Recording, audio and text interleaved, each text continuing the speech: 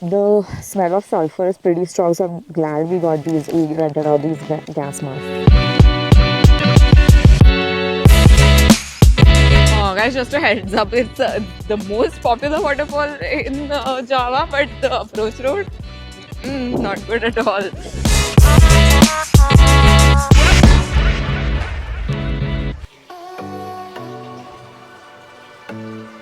Hi, welcome back to my channel. Today I'm taking you guys along with me to the beautiful island of Java.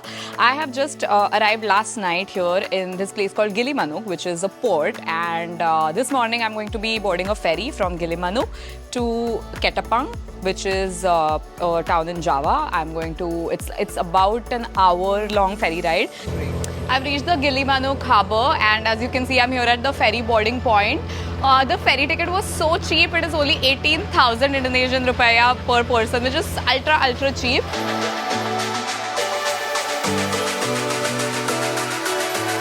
This this ferry turned out to be much fancier than what I expected. It's air conditioned, there are really nice benches to sit, there's like a small cafe counter. There is even this entire section where you have like these bunk beds or like berths for you to sleep on.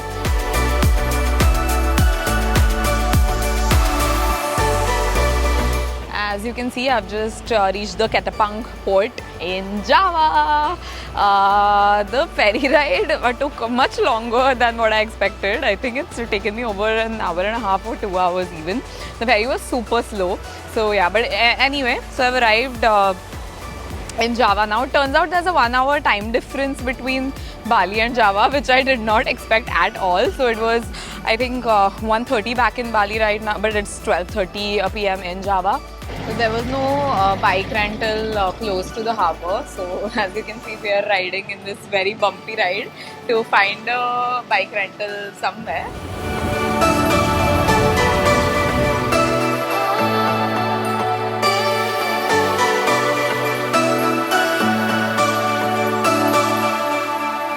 I have reached at my first stay.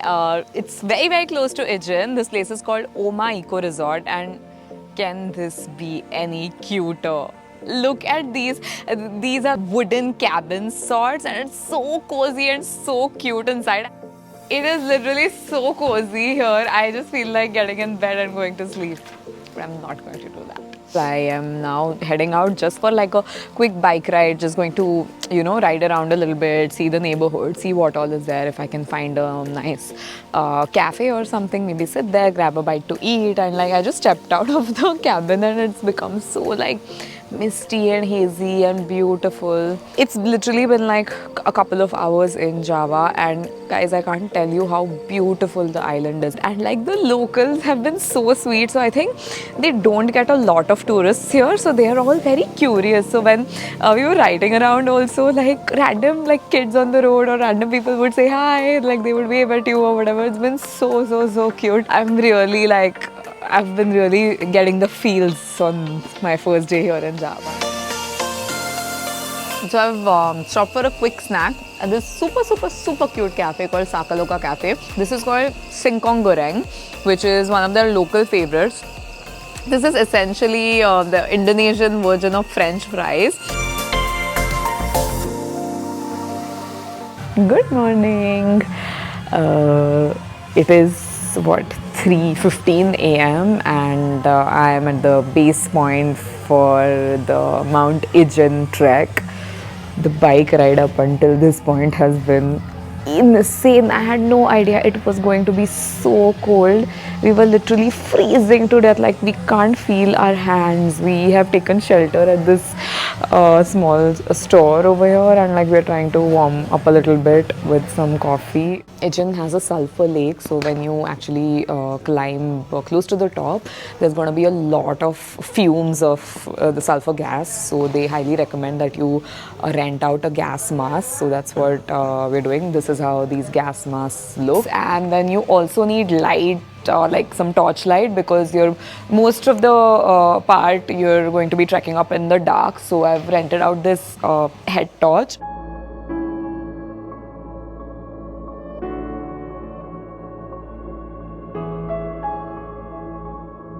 The hike was actually not very difficult, not very easy, medium I would say. And the sun is just about to rise. You can see the beautiful, beautiful sunrise colors behind me.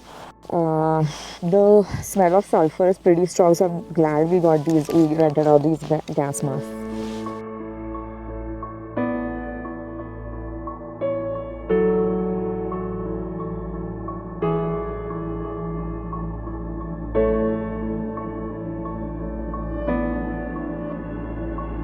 I am sitting right by the beautiful Ijen crater. I can already see the stunning blue color of the lake. Just some information. Now, we really tried hard because we wanted to see the blue fire.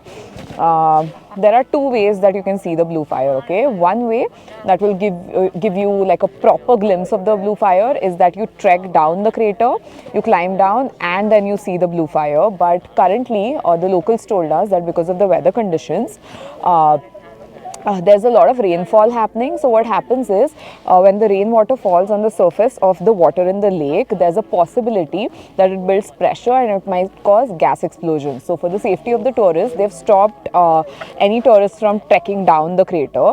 So that possibility is out of the question now. The second possibility is that you trek up really fast and try to get here. So the entry to Ijen doesn't open up until 4 a.m. So the only way in which you can actually see at least a glimpse of blue fire is if you reach up at the top by 4:30 a.m., which is very, very difficult. We sadly reached after, I think, 10 minutes after 5 or something, so we couldn't because it was already getting a little light by the time we reached. But yeah, this location is really beautiful. As you can see on my right side, you can see the sunrise, and then on my left side, you can see the Ijen crater lake.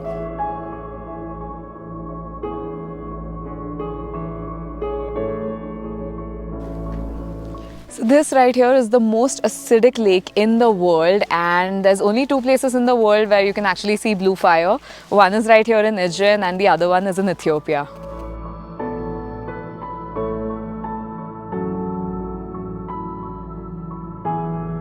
Okay, so if you get too tired hiking up Ijen, you have an alternative. You have these trolleys which the locals call taxis, and you can comfortably sit in the trolley and then they will pull you up or down, uphill or downhill.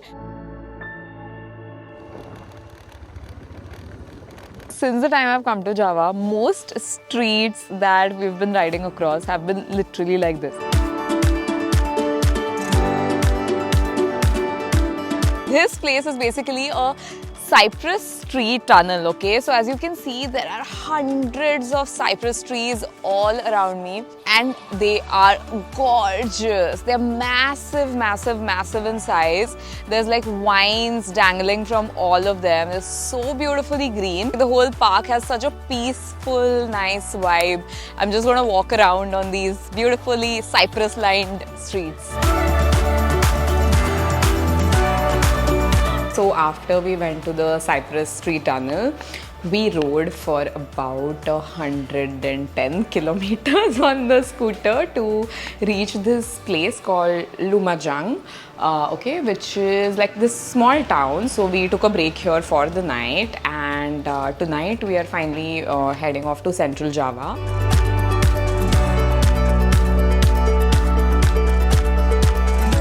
We're on our way to Tumpak Sewu, and we have arrived at this point where you actually have to cross this, I don't know whether to call it a bridge or what, which has like water flowing on top of it, and like people are just riding through the water. So we are actually going to do that.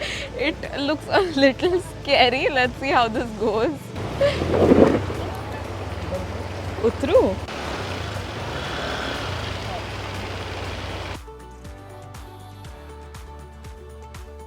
We are through to the other side. If this isn't adventure, I don't know what is. So we actually reached a spot where the road was really like, it was almost like a total mud road, and it was sloping down into this body of water which we had to cross and then climb up on a steep slope. And we're on a scooty, we're not even on a motorbike, so we were really worried whether we'll be able to cross it or not. So we saw this one local guy on a motorbike crossing it. So we asked him for directions and he's been so sweet. He was so worried for us. He's like, please don't go that way. It's extreme and it's dangerous and all of that. So he's actually guiding us to an alternate route to reach Tumpak Sewu. Guys, just a heads up, it's the most popular waterfall in Java, but the approach road, not good at all.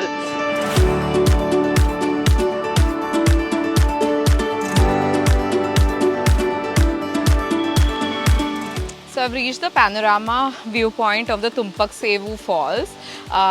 So the panorama viewpoint is actually just a 10-minute walk from the starting point. So I've quickly come here for a view, and then I'm actually going to start my trek down to the falls. Now that is an entire path lined by different waterfalls, which finally ends at the Tumpak Sewu Waterfall. It's about a 3-hour to 4-hour walk to complete the whole circuit.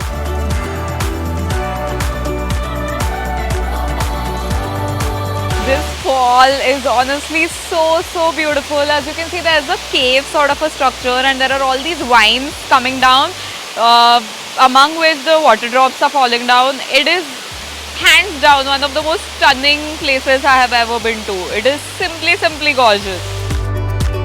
I'm here finally at the gorgeous Tumpak Sewu Falls. There's this entire like alcove sorts of stones and there's like water falling from 180 degrees. This is one of the most stunning sights I've ever experienced after Niagara Falls.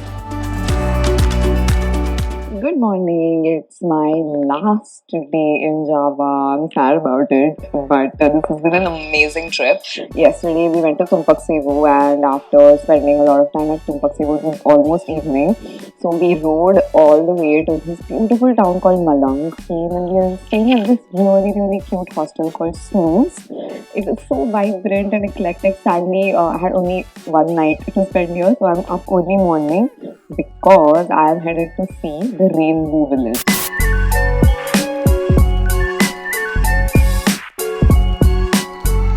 So my last and final stop in Java is the colorful, vibrant village of Jodipan.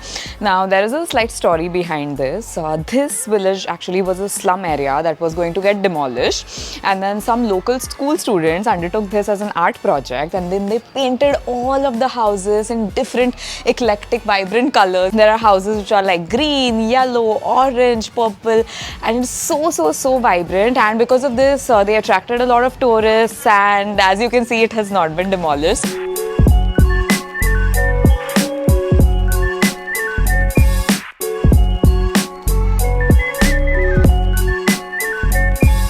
So ticket price is 5,000 Indonesian rupiah per person, which is totally reasonable. At the center of the village, where there's a stream of water running, you have this beautifully arched bridge from where you can see the entire view of the village, and it looks stunning, like clusters of houses, like pink, blue, yellow, green, just like these popping colors. It's so pretty.